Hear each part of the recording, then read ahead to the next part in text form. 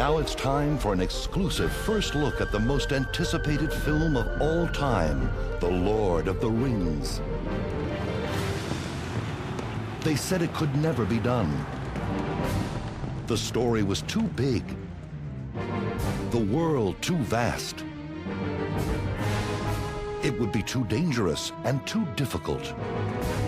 But then, similar things were said when Frodo and Sam set off for Mordor.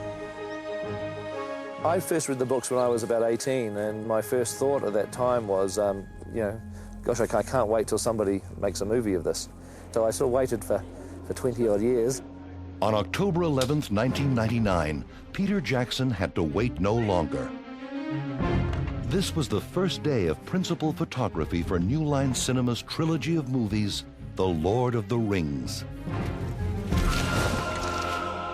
It would be the most expensive and challenging film project in history.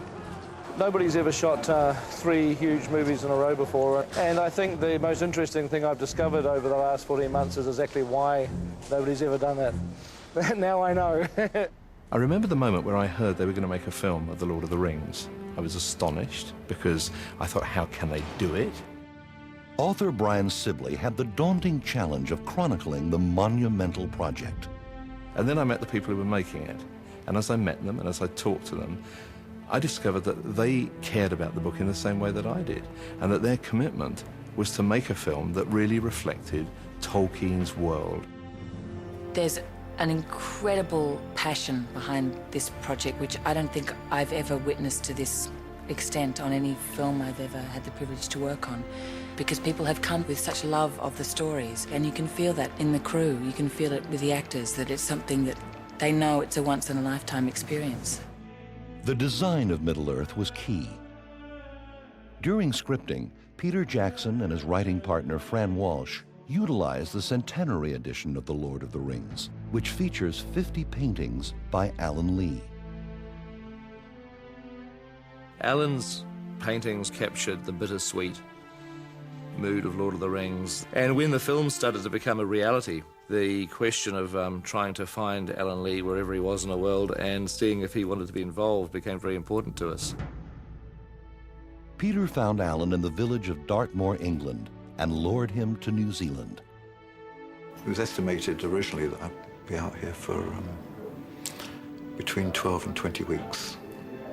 But that was 2.5 years ago. And Peter also brought on renowned Tolkien illustrator John Howe. John's artwork tends to be like a freeze frame from a film. He's very good at capturing action right at an exciting moment. And so we thought that the talents of both Alan and John combined would give us basically everything that we needed. Peter deemed the design of Hobbiton to be especially crucial, as the audience must understand what Frodo is willing to risk his life to protect. When he went out to scout the location, Peter brought Alan and John along. I said that, look, one of the things that's essential with Hobbiton is that this place has to look like hobbits have lived here for hundreds of years. It's very hard to visualize that if you're just looking at an empty field. So one of the things that Alan and John did is they'd sit down on this farmer's land with a notepad, and they would sketch the landscape that they were looking at, except they would sketch it as Hobbiton.